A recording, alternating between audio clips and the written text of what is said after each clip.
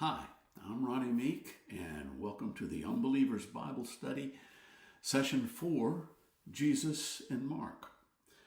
Mark's Gospel is often considered the earliest of the four, with material from Mark borrowed by Matthew and Luke to write their Gospels. Maybe. It could have been the other way around. Maybe Matthew and Luke wrote theirs first, and then Mark came up with sort of a Reader's Digest version drawn from the other two. It is the briefest of the three. Or there may not necessarily have been any connection between them at all. Mark was not one of the original 12, though it is likely that he was an eyewitness to part of Jesus' ministry. His mother's house is mentioned early in Acts as being a meeting place for the early church. He was certainly closely associated with Simon Peter, so it's often thought that the material in Mark was sourced from Peter's recollections of following Jesus. Mark's gospel, as I said, is the shortest, and it tends to get right to the point. So let's get right to the point. I'm going to address 3 points in Mark. The first one is in Mark chapter 2, and it involves Matthew, actually, the calling of Matthew, who was also known as Levi. Jesus was going along, and he saw Levi, son of Alphaeus, at his tax collector station, and he called him, "Follow me." And Matthew, Levi, left his tax collector business and went off to follow Jesus. And then all three of the synoptic gospels tells us after that Jesus went to Matthew's house, and they had dinner with a whole bunch of tax collectors and sinners. And the religious people came along and they asked, "What? Thought this guy was a holy man. What is he doing eating with tax collectors and sinners?" And Jesus answered, in essence, this sentence: "It's not the healthy who need a doctor, it's the sick. I've not come to call the righteous, but sinners." A theme of Jesus' ministry was going to those that the religious people usually despised and shunned. Tax collectors, for sure. They weren't just despised for religious reasons. They were despised for political reasons. They were basically considered to be collaborators with Rome, and therefore traitors to their own people. And also business reasons, because apparently they often collected far more tax than they were required to collect, and anything they collected over what they were required, they got to keep. Samaritans. He would talk about Samaritans and go to Samaritans, and there's a lot of reasons why the Samaritans were despised: religious, political, social, historical. I won't go into all of it, but they were the despised. Women of poor reputation. Apparently, Mary Magdalene was such a woman, and certainly the woman at the well in Samaria was such a woman. But Jesus went to these people, and he never turned away anyone who came to him.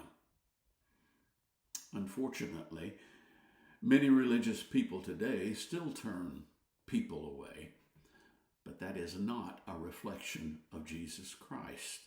And for any of my unbelieving friends, or you don't even have to know me, but for any unbelievers, I want you to know that is not a reflection of Jesus.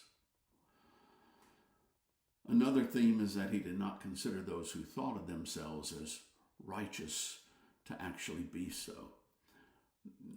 His actions and many of the things that he said proclaim this.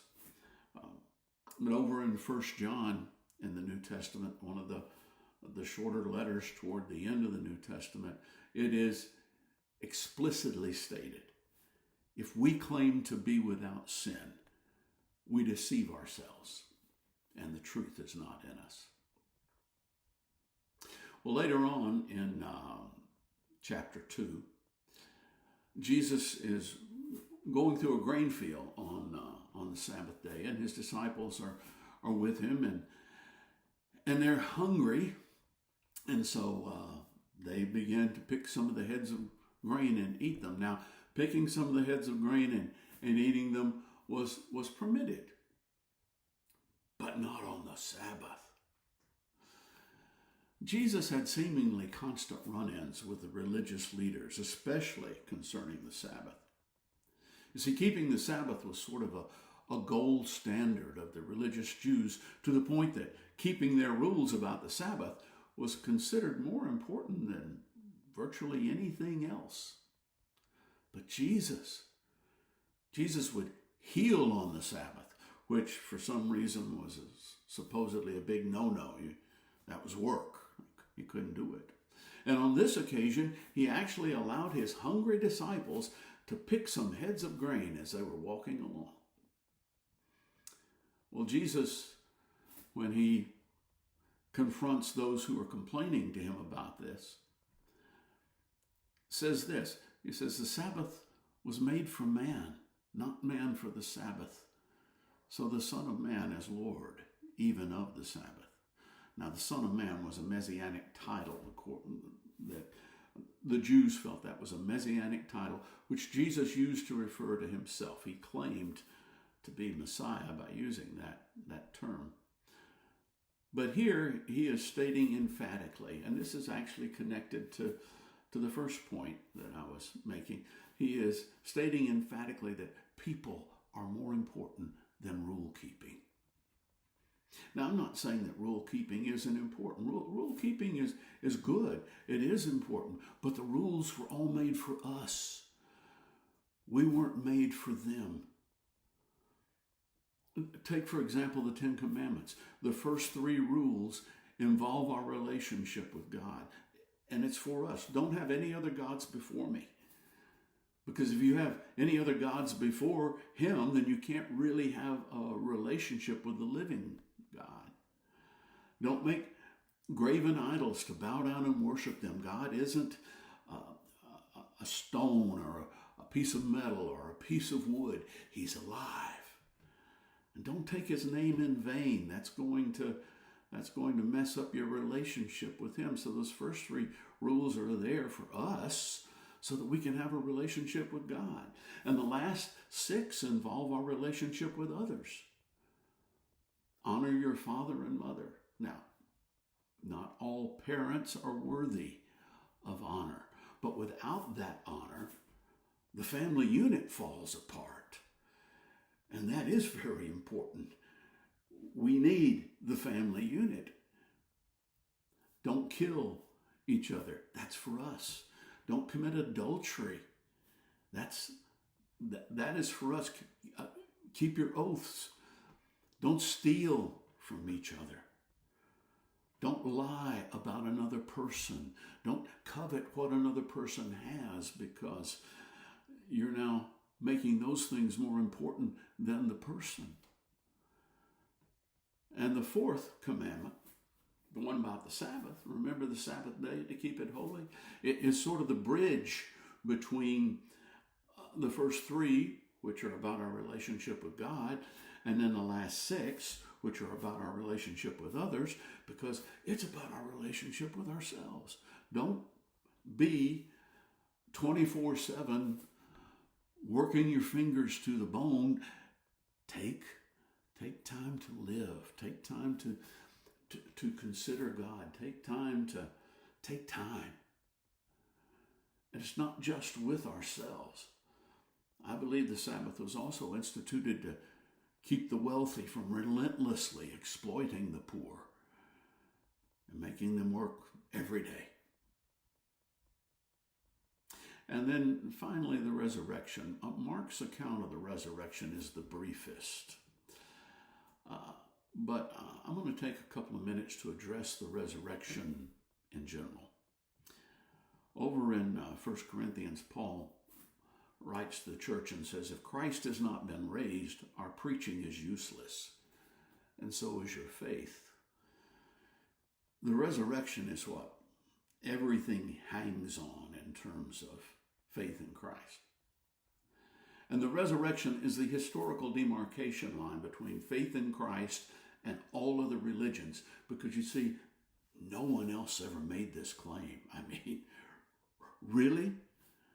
Rose from the dead is alive now? Physically rose from the dead to never die again. So, did it happen? Well, history is a legitimate form of inquiry, and the gold standard in history is an eyewitness. Even with an eyewitness, there are different interpretation of what events mean. There are different memories concerning events. But eyewitnesses is as good as you can get.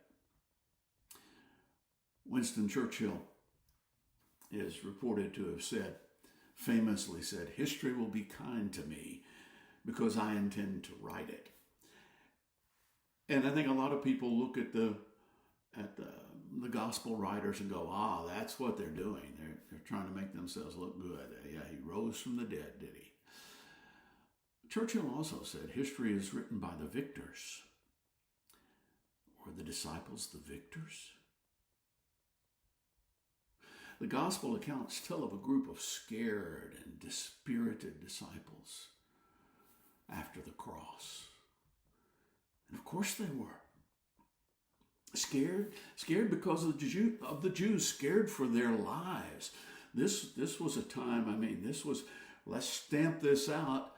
We've cut the head off. Now let's take care of all the other little parts here, and they were the little parts. But I think probably even worse was dispirited because of events. They had left jobs, careers, families. They'd spent 3 years following this man, and they put their faith in him, and it seems like everything that they had believed wasn't true. He was killed. He was crucified. He was publicly humiliated and crucified, convicted. But then something happened to change all that. They took a lot of convincing to believe it themselves. It wasn't just a matter of them hearing the news, he's resurrected. Oh, that's so wonderful. No. When they heard the news, they went, yeah, right. But he took the time, took 40 days apparently, gave them many convincing proofs. And once convinced, they came out of hiding and boldly proclaimed the resurrection. They were undeterred by the fact that such a testimony could, and often did, cost them their lives. Now, people will most certainly give their lives for something they believe in, and that's true. But who will give their life for something they know is a lie? These eyewitnesses to the resurrection knew if it was true or not, and they gave their lives for their testimony. I'm not trying to prove the Bible is true, but if you're interested in Jesus, then there's no getting around the compelling evidence of this testimony. And the alternative is every bit as difficult to believe as the idea of Christ rising from the dead, because the alternative is you've got a small group of people who've just been totally shattered, had their own faith shaken to its very core, and somebody goes, hey, I got an idea. Let's say he rose from the dead, and maybe we can start a religion. There's 1,000,000 to 1 chance that it'll catch on, and we'll probably all be killed for it, but let's do it. I believe he rose from the dead. I can't really buy that other idea. Next time, we're going to look at Jesus in Luke, and I hope you'll join me.